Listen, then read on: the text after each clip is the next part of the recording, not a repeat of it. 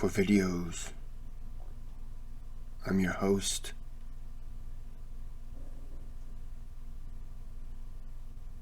Kris. Thought I heard a dog growl. I'm going to do top 3 videos with the Disturbing Backstories Part 6. No request. I'm just doing them.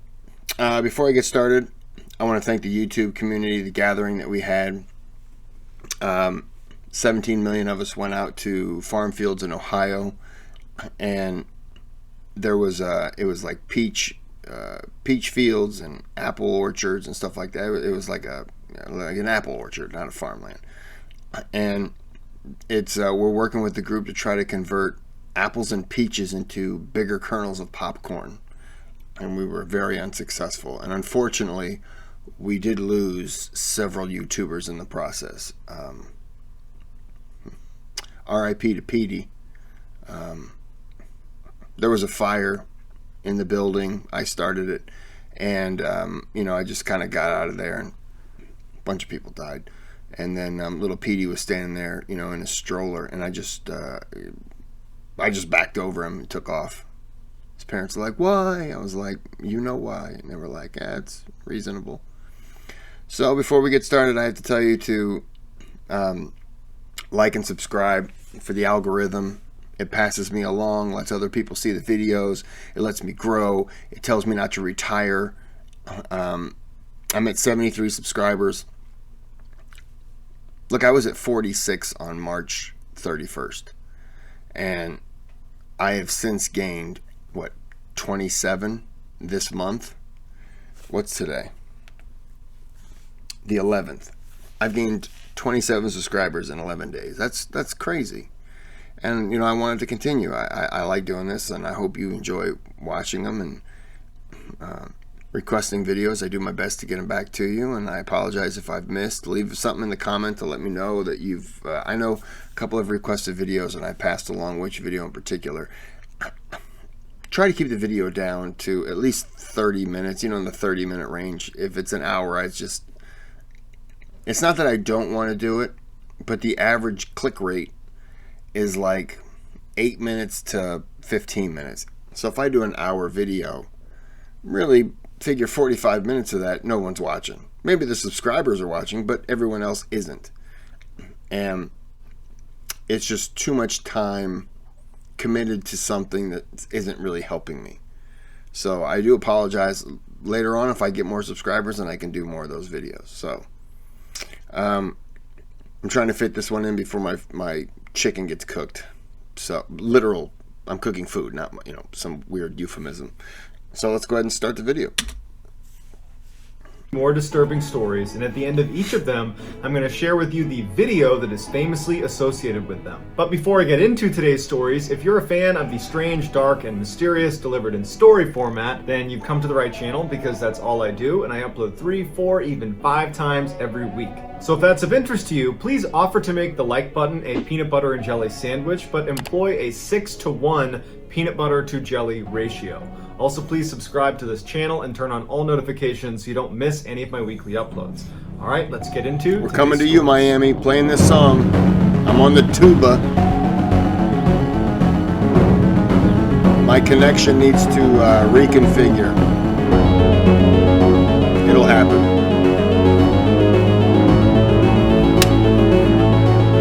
In June of 2015, 30-year-old mother of 2, Lisa McKenzie, lived in what she called a safe neighborhood in Bridgend, Wales. One day, when she was cleaning up her kids' toys in her backyard, she noticed something strange about her back door. She thought maybe one of her kids had taken paint and slapped it across the back door, or perhaps it was even mud. But then when she walked up to the door itself, she could tell that there were 2 very deep gouges in the door right next to the locking mechanism. Also, the key portion of the lock had loads of scratches all over. There you go. Initially, she thought maybe these have been here the whole time and I just haven't noticed them until right. I have fiber optics for my internet, and I'm not directly... I have fiber optics to the house, but I'm using those mesh nettings, so it's wireless connected. And every now and then it just kind of... I only use this computer when I'm doing these videos, so it kind of just lags, and then it has to if I disconnect it and then reconnect it, it'll still lag. It needs to kind of reconfigure itself. So I apologize, but there's nothing I can do. I just have to let it play until it finally gets irritated. Now, but when she looked at the 2 gouge marks in the door, they looked fresh. Since she did not own a dog and didn't know of any other dogs in the area that might come into her property that could have scratched up the door, she figures, okay, it's got to be my kids. So she calls her kids outside and she points at the marks on the door, and the kids swear they didn't do it, and they say, I don't remember ever seeing that. That's new. At this point, Lisa has this sinking feeling that someone must have tried to break into our house, but she doesn't want to scare her kids, so she tells them to go back in the house. They go inside and she's standing in front of the door and she's just looking at the marks thinking like, what do I do? And she notices in the bushes right next to the door, there's something silver sitting in the bush. She bent down and picked up a wire that she immediately recognized as a windshield wiper insert because she had recently had to replace her windshield wipers because one of the inserts was missing. She also noticed this wire that was very rigid had been bent up at the end like a hook. And it was at this point that Lisa went from maybe someone's trying to break in to definitely someone just tried to break in. They're using the wire from my windshield to try to defeat the lock. Lisa didn't make much money, but with the money she did have, she went out and got the most expensive, sophisticated surveillance camera that she could put on the back of her house to monitor that back door. And in addition to the camera, starting that night, Lisa began compulsively checking every door, every lock, every window, everything that could secure the house. She would check 3, 4, 5 times before going to bed every single night. And then the next morning, she would get up and she would review the footage from the night before. And for the next several weeks, no one tried to break into her house. There was no suspicious activity recorded on the camera. Everything was normal. Until Monday, July 13th, when she woke up and noticed her back gate, not her door, but the gate leading into her yard, was slightly open.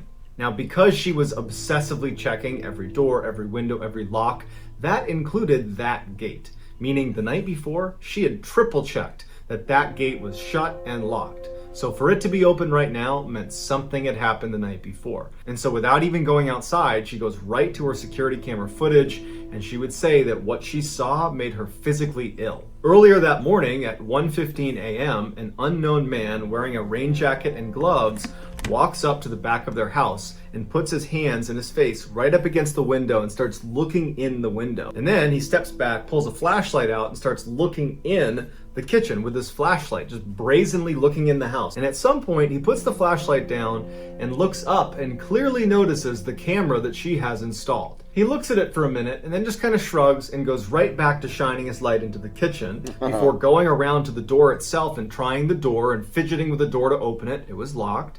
He goes to the window, he tries to open the window, it's locked, and he would make his way down the side of the house trying to open all of the windows until walking around to the back side of the house where there wasn't a camera. And then when he couldn't open any of the windows or doors because Lisa was diligent about locking everything, he must have just given up and left. Lisa's horrified. She gets in touch with police. She shows them the footage, but unfortunately, his face was kind of obscured in the video, and so they were never able to identify him. Here are the highlights from Lisa's security footage.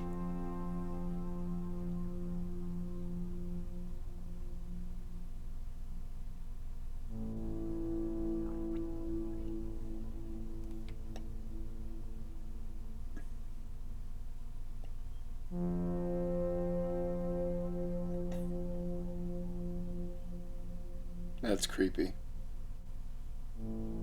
On September 8th, 2017, 19-year-old Kanika Jenkins, along with her 3 friends, were driving to the Crown Plaza Hotel in Chicago, Illinois. It was a Friday night, and the girls had been invited to a big birthday party on the 9th floor of the hotel. They arrived at the hotel around 11 p.m., and by the time they got up to room 926, the room was packed with their friends, the music was loud, and the drinks were flowing. A few hours into the party, a witness would tell police that when they went up to give Kanika a hug, she could barely stand, she was so intoxicated. Another witness said when everybody was up, dancing and having a great time, Kanika was sitting on the side of the room, apparently too drunk to even stand up. At about 3 a.m., Kanika and the 3 friends she had showed up with decided it was time to leave the party and head home. So they make their way into the hall, security cameras would pick them up in the hall, they go down to the lobby, and that's when Kanika realizes she doesn't have her car keys or her phone. Her friends, who were not nearly as intoxicated as Kanika, told her to stay in the lobby. They would go back up to the hotel room and look for her things. Her friends go back upstairs, they search the room for a few minutes, and they finally find her purse that had her cell phone and her keys in it. They go back down to the lobby, and Kanika's not there. Now, they assumed she must have already left the hotel and was waiting at the car for them, but when they got to the car, she wasn't there. So they all pile into the car and they call Kanika's mother and they say, hey, we just left this party and I think everything's fine, but we can't find Kanika and we have her phone and we have her keys. And they explained that they had left the party and she'd lost them and that she was down in the lobby and now she wasn't here anymore. And Kanika's mom wanted to know, were you guys drinking? And it was clear the friends were a little bit cagey about it. And they said, oh no, maybe a drink or two, but I'm sure she's fine. Everything's just fine. And Kanika's mom just felt like there's something off here. It's the middle of the night. You don't know where my daughter is. And so she said she was coming to the hotel and she was going to find Kanika. Kanika's mom arrives at the hotel. Why would the friends lie?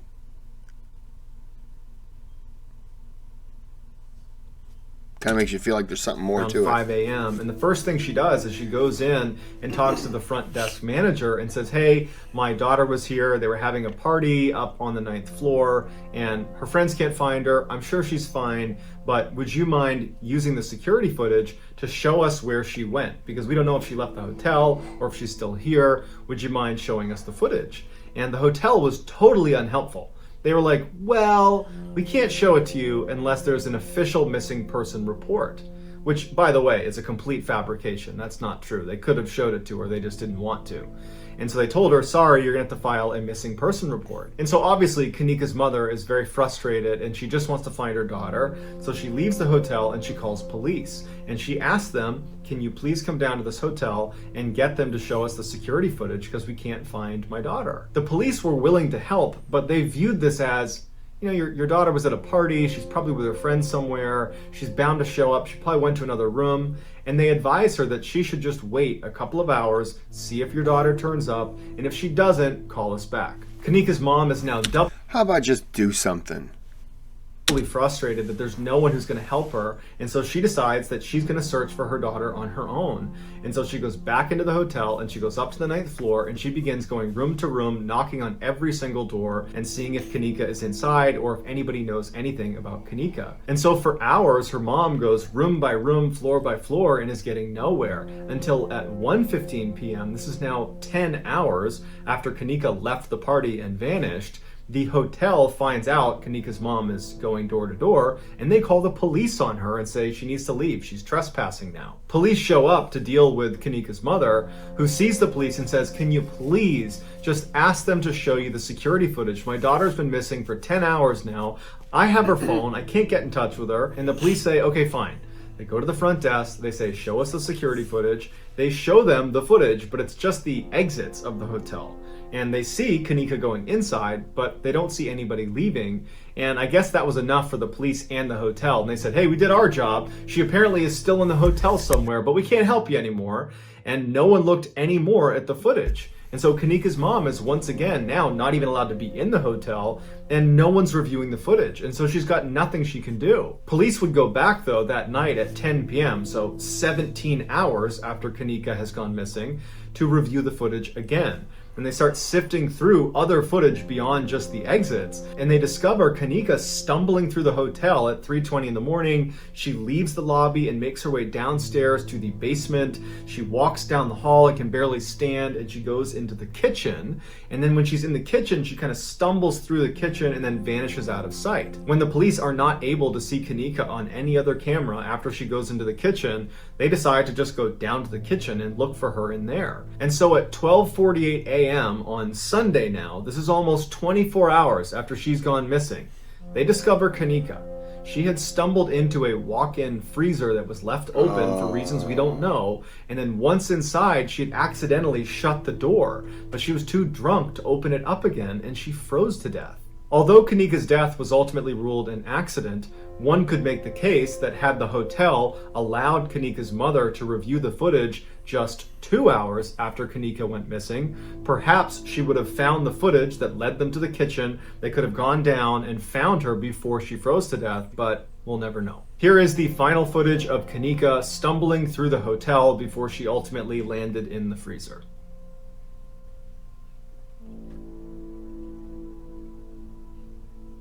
I've seen this video before. She's drunk.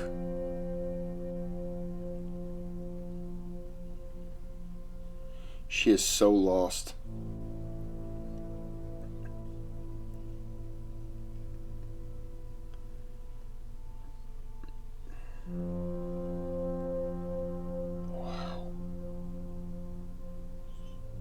Wow. In the early 1970s, a man named Marshall Applewhite was fired from his music teaching job for having an inappropriate relationship with a male student. Shortly after, he admitted himself into a psychiatric institution where he met a nurse who worked there named Bonnie Nettles. Both had a deep interest in biblical prophecy, and Applewhite, after meeting Nettles, was convinced they had met in a previous life. Nettles agreed and took it a step further, saying extraterrestrials had come to her and preordained that she would someday meet Applewhite. The two did not have a romantic relationship at all. It was strictly platonic. They bonded over a desire to ascend to a higher level of existence and ultimately reach the kingdom of heaven. Applewhite began calling himself Bo. Oh yeah, I remember that creepy face.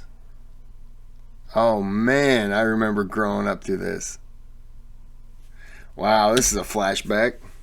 And Nettles became Peep, and together they would start an infamous cult known as Heaven's Gate. The premise of Heaven's Gate was that an alien spacecraft that they simply called the UFO was going to come to Earth and whisk away Heaven's Gate cult members, elevating them to a new world and a better life that they referred to as Tela, or the evolutionary level above human. There was a catch though. Anybody on Earth who did not get on the UFO whenever it got here would be recycled, i.e. destroyed, along with everybody else on Earth, and then at some point a new human population would grow and another UFO would come and whoever got on that would be saved over and over and over again. That was just how it worked. And Bo and Peep were telling everyone they talked to about Heaven's Gate that we're already in end times. Apparently there were signs that this UFO is going to be here any day.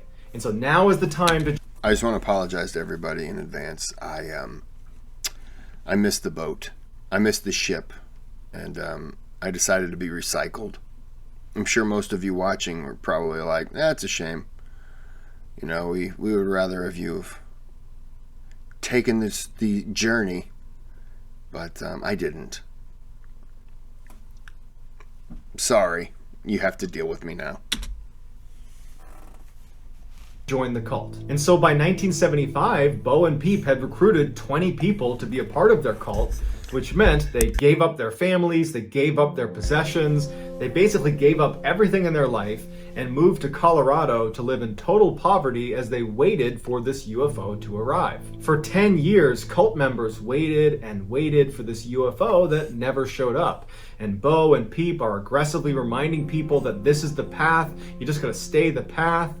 And then Peep unexpectedly died of cancer in 1985, which really screwed things up for the cult. In their doctrine, it was destiny that Bo and Peep would get on that UFO and make their way to Tela, the evolutionary level above human. That was their destiny. And now Peep has died on planet Earth. She did not get on the UFO. She did not ascend to Tela. She will not get to Heaven's Gate. Bo was devastated. Oh no, that was me. So just so everybody know, this is Maiden. She's the one you always typically see crawling up here, needing to be visited. But her sister is over here and she wants to get up now. So I gotta put her down so the other one can get up here. So you can, I don't know if you've seen her. Come here, Kelby. Come here. Kelby. Come here. Move. Come here, Kelby. Come here. Okay. Oh. This is Kelbs. Oh, what are you, camera shy all of a sudden? This is Kelbs. This is how she likes to lay. Then she can lick the back of my ear. Yeah. Oh, well, okay then. So Maiden's up here too. So girls, we're gonna watch this video. Oh, stop this my earbuds. Horribly depressed, and it wasn't really clear what was going to happen to Heaven's Gate. But He composed himself, and he began to tweak his messaging a little bit. Bo began telling his followers that Peep had in fact ascended to Tela. Yes, she did not get on the UFO. However, the aliens must have given her a signal that if she leaves behind this human body, this mere vessel, you'll still ascend to Tela. Basically, he was preaching to them, if you just end your own life at the right moment, you can go to Tela too. But Bo didn't really know what the right moment was. He didn't know what the trigger was going to be. Until 1995, when astronomers discovered the Hale-Bopp comet was going to be passing by Earth 2 years later in 1997. And Bo saw this as the trigger.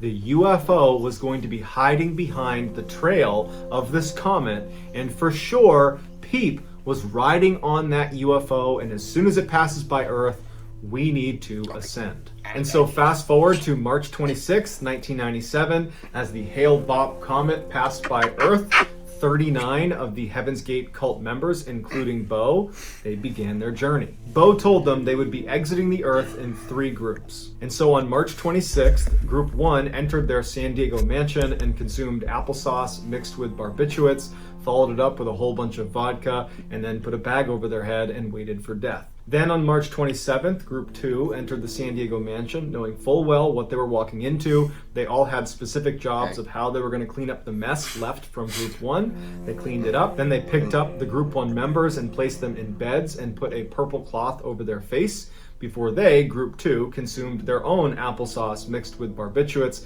and put a bag over their head and waited for death. On March 28th, the third group entered the San Diego mansion, and this included Bo, and they did the same cleanup as Group 2. They put the Group 2 deceased members in bed as well, and then they consumed applesauce and barbiturates, followed it up with vodka, bag over their head, waited for death. Bo had given special instructions to 2 of the members that were within that third group to wait until he had exited Earth and take special care to put him in a specific bed, organized a certain way, and then when they consumed their own applesauce and barbiturates followed up with vodka, they should do that in their bed because they're the last 2. There's nobody else to move them. When a former cult member stopped by the San Diego mansion to check in on the cult, they went inside not knowing what they were up to and found all 39 cult members deceased, laying in bunk beds with identical black and white Nike running shoes on their feet with purple shrouds over their bodies, and they were all wearing matching armbands that read Heaven's Gate Away Team.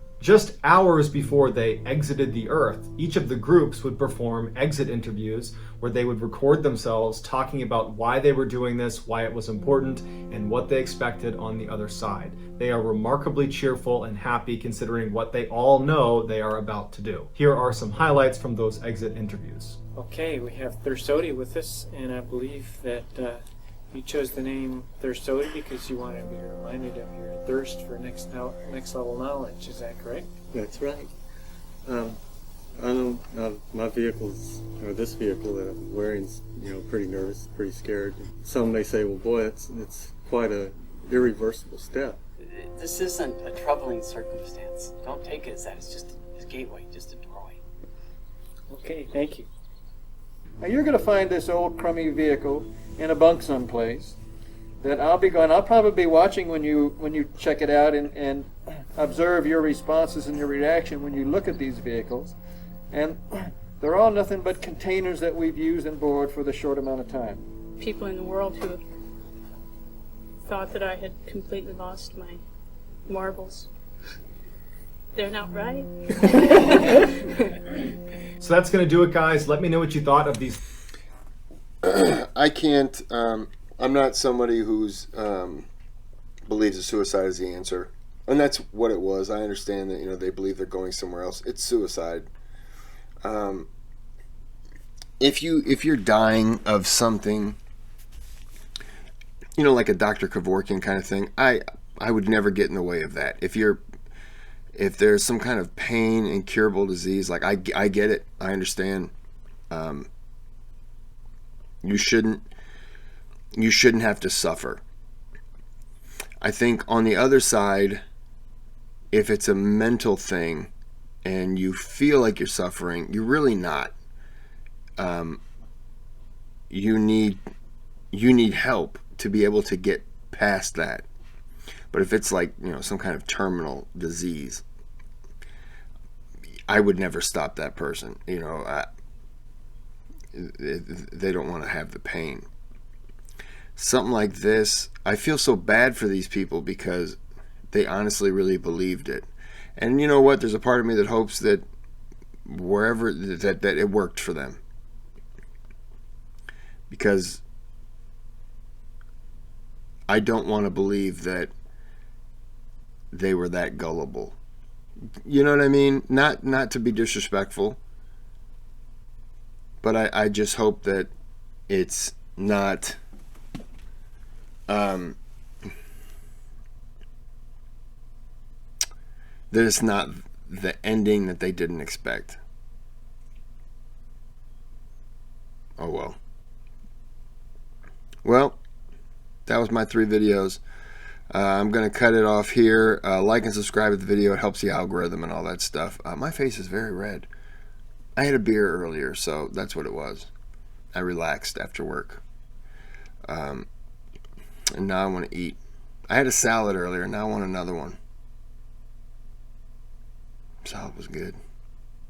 I think I'm going to treat myself. Oh, that was my stomach. It's telling me chicken's ready. All right. I'm going to end this here. Appreciate it. Appreciate all the subscribers and everything like that. It's fun. Continues to be fun. And have a good day. Have a good night. Whatever it is, just have one of them.